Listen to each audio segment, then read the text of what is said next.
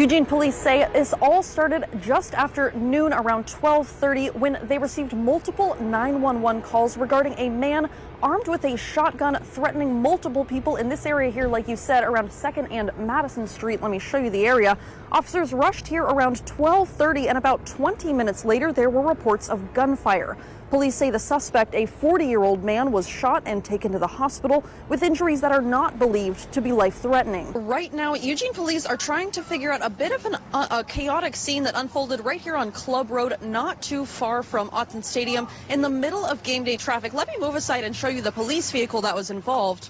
This started just after 3:05 when officers tried to pull over a driver who police say failed to yield. That vehicle ended up crashing into police units nearby, which created a bit of confusion for people in the area, especially with that extra traffic. At this point, officers have detained multiple people. We're still confirming whether anyone was hurt, but a witness tells me someone appeared to be taken in an ambulance. But for now, reporting live in Eugene, I'm Madison Yeash. Valdez isn't the only one facing issues. He says the broader Bethel area community has been facing theft and garbage issues as well, and he wants to see something change. We're actually deep in the rally. We're doing a quick march. They were honoring Woody Wedstone, a chief from Junction City who was killed in the line of duty all the way back in 1960. We're learning new details tonight about 3 people arrested in connection with a double murder that has crime scenes both in and out of Eugene. Thank you for joining us. I'm Madison Yeash. We first brought you the story as breaking news this morning.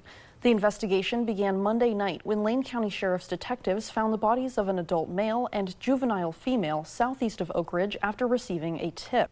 Well, it's time to slime. The 2025 Society for the Legitimization of the Ubiquitous Gastropod, or Slug Queen competition and coronation, is happening tonight in downtown Eugene. For more than 40 years, Slug Queens have served as unofficial ambassadors to the city, attending local events, supporting nonprofits, and strengthening community bonds through fun and silliness. A lot of the things that the Queens do throughout the year have to do with our local community art scene, and we kind of help push those narratives so that those things don't get left behind. Joy, Wednesday, and creation is really what the Slug Queens are all about. Tonight's free event consists of a fashion show, talent competition, and more. Sounds fun. It's at the Saturday Market stage from 6 to 9 o'clock. Attendees are asked to bring their own chairs and water.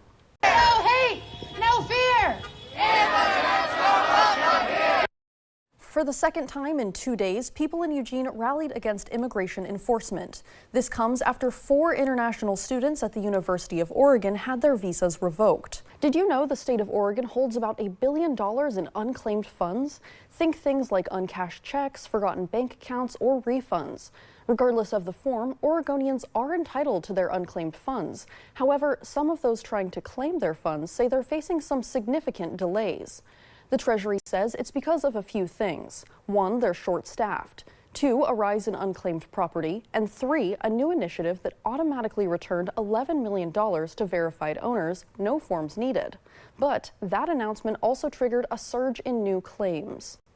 As soon as we have publicity for the program, we receive more claims. So in April, our claims grew by 25% due to this effort. Normally, we're talking about 3, maybe 500 claims a day.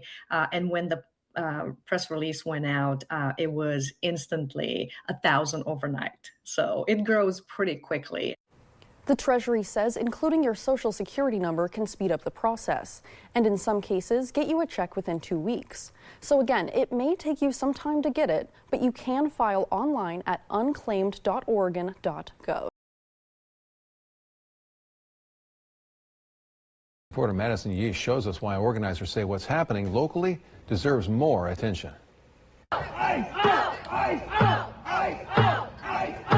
Right here in the heart of downtown Eugene, activists gathered outside the federal building on Tuesday afternoon. They say the goal is to keep all eyes on ICE and to stand in solidarity with any community members who may be detained inside. The rally started with a quick march from the county building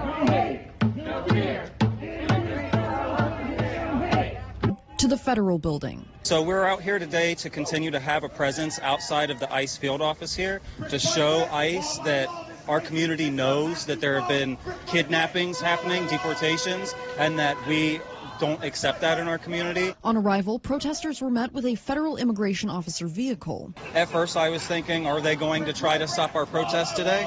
But we're keeping an eye out on all law enforcement vehicles that go through, especially EPD, because this is a sanctuary city. The federal immigration officer left in his vehicle shortly after the protest began. In the time that I was at the rally, the protest remained peaceful.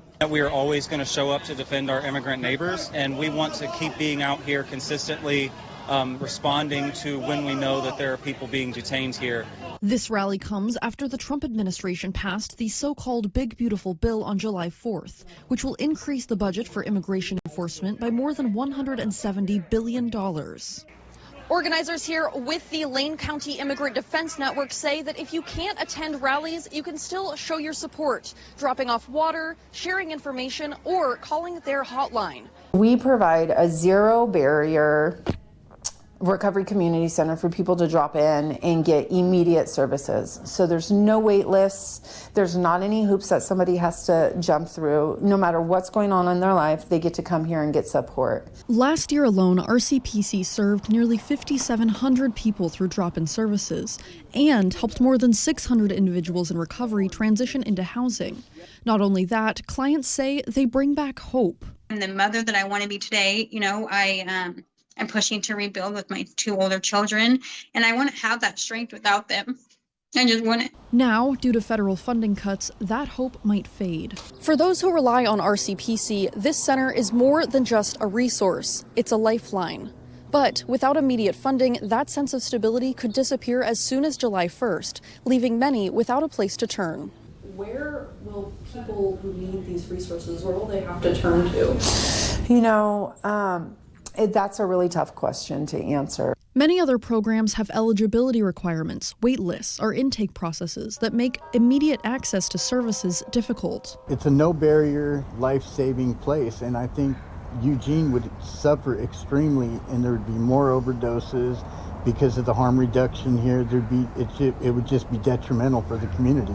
RCPC has launched an online petition that they plan to present to the local government. They're urging community members to help keep the center open. You can find that petition on their website. Reporting in Eugene, reporting in Oak Ridge, reporting live in Corvallis, live in studio, reporting live in Lebanon, reporting live in Eugene, I'm Madison Yeash.